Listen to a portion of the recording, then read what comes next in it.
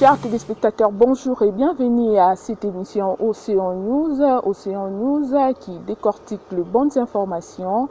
À la présentation Tiziane Monkwe, nous avons sur ces plateaux un fils du pays, Christian Lenga. Avec lui, nous allons parler du dossier du directeur du cabinet Vital Kamerhe. Vous le savez bien, Vital Kamerhe est aux arrêts. Nous allons argumenter. Je vous prie de suivre. Bonjour, monsieur Christian Lenga. Bonjour madame la journaliste. Comment vous allez? Très bien. Et quelles sont les nouvelles? Les nouvelles sont pas bonnes, on doit l'accepter, vu l'actualité mondiale, mais également vu l'actualité judiciaire que nous sommes en train de vivre ici en République démocratique du Congo, avec une gouvernance vertigineuse et sombre. Je pense que les nouvelles ne sont pas bonnes, madame. Monsieur Christian Lenga, est-ce que monsieur Vital Kamerhe doit-il bénéficier des privilèges de juridiction? Alors, d'aucuns le savent comme moi. Monsieur Vital Kamerhe a été élu comme député national, mais il a préféré être directeur du cabinet du président. Il a un suppléant qui est au niveau de l'Assemblée nationale, certes. Il est là en qualité du directeur du cabinet du président et non en qualité du député. Alors il ne peut pas bénéficier de privilèges de juridiction, encore moins bénéficier d'une immunité.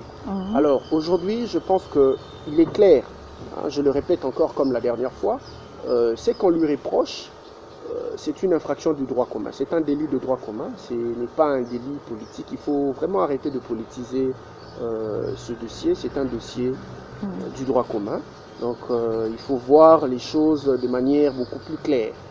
Il est là pour une reddition de comptes.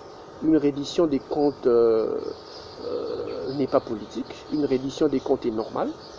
On peut le faire en entreprise, en famille et en politique pour juste justifier les fonds qui ont été alloués soit à un projet ou soit à une initiative dont vous étiez le gestionnaire.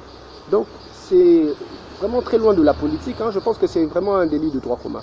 Il n'a pas ce privilège de juridiction, encore moins une immunité à se prévaloir. Monsieur Christian Lenga, l'accès de téléphone portable est formellement prohibé en prison. Mais nous avons observé que Vital Kamerhe continue à tweeter. Comment expliquez-vous ça? Mais vous savez, moi aussi je suis en train de constater cela comme bon nombre des internautes.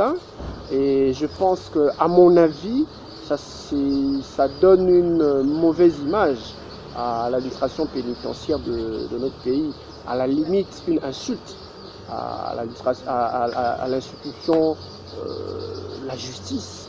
Chez nous, vous savez, quand vous êtes dans le lien de détention, vous devrez être réellement privé de votre téléphone, des contacts de l'extérieur et surtout que le dossier est encore en instruction.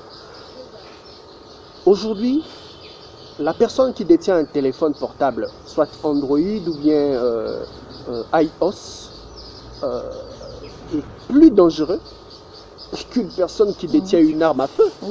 Donc voilà, parce qu'il peut donner des ordres, des informations, de désinformations. Et alors pour protéger l'institution, la justice, ou mieux garder le secret d'instruction, il serait peut-être beaucoup plus préférable que l'administration pénitentiaire lui confisque le téléphone portable, ou soit essayer de réguler un peu la manière dont fonctionne le cours de notre instruction. Parce que tout est sur les réseaux sociaux, tout est sur les nets. Nous sommes en train de lire les messages de condoléances venus directement de la prison de Makala. Nous sommes en train de lire des documents signés au nom du directeur du cabinet, encore qu'il n'a pas encore perdu cette qualité de directeur du cabinet. Et je pense que l'aisance en politique voudrait qu'il démissionne. Parce que c'est vraiment une honte aujourd'hui pour l'institution, la République, la présidence de la République, d'être empêtrée dans des scandales financiers, économiques, comme nous le voyons en Amérique latine. Madame, toutes ces sommes que nous sommes en train de reprocher à à l'inculpé M. Vital Kamerhe. Vous savez, 370 millions de dollars, combien d'écoles, combien d'hôpitaux, combien de ponts, des routes, des rails, combien de mesures sociales de base pour aider nos populations à vivre mieux. Cet argent pouvait servir à quelque chose. La pandémie Covid-19 que nous sommes en train de vivre aujourd'hui. J'ai sous mes yeux le plan de riposte de Covid au niveau national ici. Mais ce plan ne demande que 137 millions de dollars. Et aujourd'hui, le Congo peine à mobiliser 137 millions de dollars pour protéger la population. Alors, c'est vraiment une honte. Et l'élégance en politique voudrait en sorte qu'il démissionne. Je pense qu'il peut, ou soit c'est au président de la République de le pousser à une démission forcée, ou soit à être révoqué, quasiment. C'est vraiment un cas récurrent, l'accès des téléphones portables en prison, ce qui est vraiment interdit. Accusez-vous les directeurs de la prison face à cette légèreté? Quelle lecture faites-vous? Je pense que cette responsabilité doit être partagée. Ce n'est pas la responsabilité du directeur de la prison. Aujourd'hui, quand vous regardez la vie carcérale, ou bien la situation carcérale au Congo chez nous, l'administration pénitentiaire aujourd'hui chez nous demande à être réformée. L'administration pénitentiaire doit être un corps d'élite, c'est-à-dire des gens formés pour ce métier du pénitencier, c'est-à-dire des hommes et des femmes formés militairement pour sécuriser les prisonniers à l'intérieur de leur geôle, de leurs cellules dans les prisons, c'est-à-dire contrôler les moindres détails de fuite, d'informations, tout ce qui tourne autour d'un procès, quoi. Donc, permettre à un prisonnier aujourd'hui d'avoir un téléphone portable, c'est à la limite insulter l'institution, la justice. Donc, je pense qu'il faut que l'administration pénitentiaire recadre un peu la tire à ce niveau-là, hein, soit permettre à bon nombre de prisonniers d'avoir peut-être l'occasion de parler au téléphone une fois la semaine ou bien une fois le mois, comme nous le voyons sous d'autres cieux. C'est normal, c'est possible. Nous utilisons le même code pénal avec beaucoup de pays francophones. Pourquoi ne pas utiliser les mêmes techniques pénitentiaires ici comme ailleurs? Monsieur Christian Legblina, quelle serait à la base des agitations entre l'UNC et l'UDPS? Je pense que tout ça c'est politique, hein. L'UDPS, c'est le parti au pouvoir.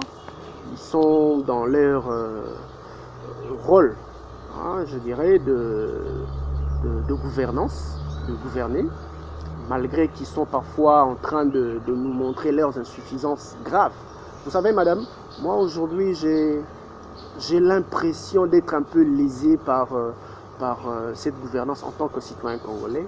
J'ai comme l'impression que aujourd'hui, ce régime de l'UDPS, avec les 37 ans de lutte qu'ils ont pu faire dans l'opposition, qu'ils étaient capables ou en mesure d'impulser des grandes réformes ou bien des choses allant dans le sens de sécuriser, de bien gouverner, mais nous sommes en train de découvrir vraiment les insuffisances à un niveau très élevé, au niveau de la présidence, au niveau de l'Assemblée nationale, au niveau du parti politique, même au niveau des élus locaux. Et alors ça, c'est vraiment déplorable pour une partie qui a milité pendant plusieurs années dans l'opposition. Et il faut aujourd'hui que les gens changent un peu d'idée.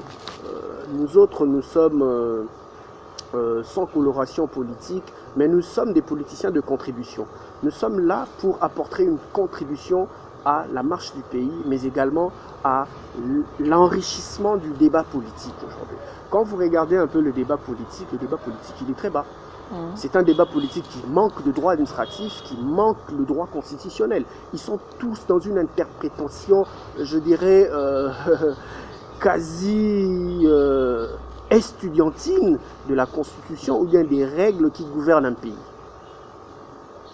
Voyez-vous, aujourd'hui, nous sommes en train de parler d'une crise mondiale, mais une crise mondiale par ricochet qui donne d'autres crises, d'autres formes économiques, sociales et puis, je dirais, même sanitaires encore de manière renforcée. Madame, il n'y a pas d'hôpitaux ici. Il n'y a pas de services sociaux de base. Les gens manquent d'eau potable, les gens manquent d'électricité, les gens manquent de tout. Et alors, il nous faut réellement des gouvernants sérieux pour mieux planifier un développement ou bien la marche du pays. On ne peut pas continuer à gouverner ce pays avec des tâtonnements, avec des insuffisances, avec des ratés, mais également avec des décisions impopulaires. Il est temps d'arrêter à tout ça parce que c'est tuer le peuple en douceur.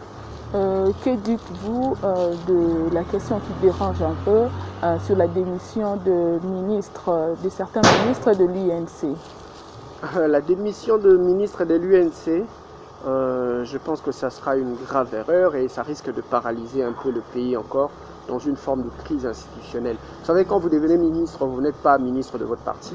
Quand vous devenez président de la République, vous n'êtes pas le président de votre parti. Vous êtes le président de la République, le président de tout le monde.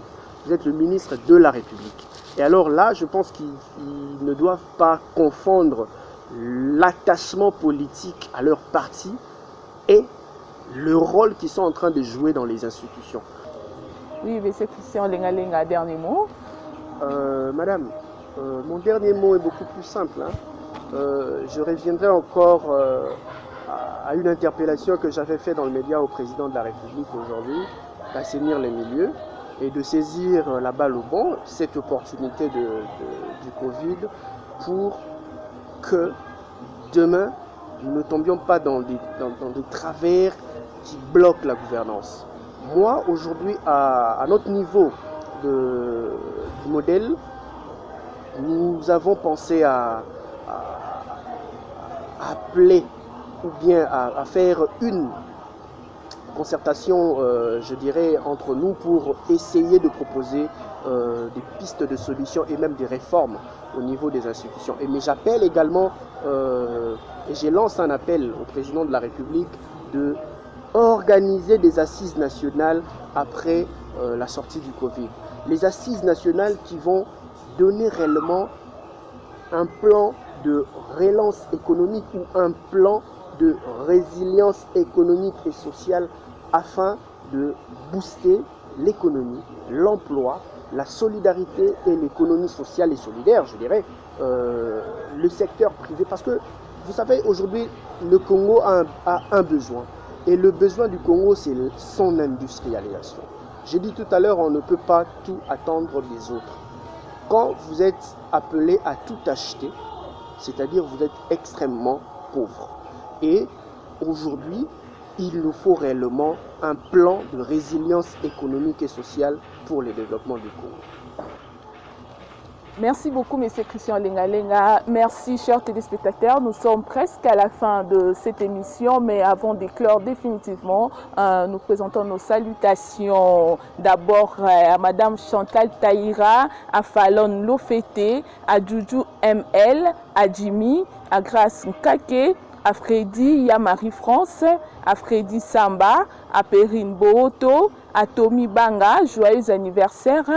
Nous allons à Paris pour présenter nos salutations à Nadine Makangila et Lydie Makangila, aux États-Unis, à l'ingénieur San Pilipili et à Lubumbashi, maison beaucoup le business car à Lubumbashi. Moi personnellement, je présente mes salutations à ma famille, la famille Ngalula, à ma très chère mère et à la famille Kibangula. Merci de nous avoir suivis. À la prochaine. Voilà.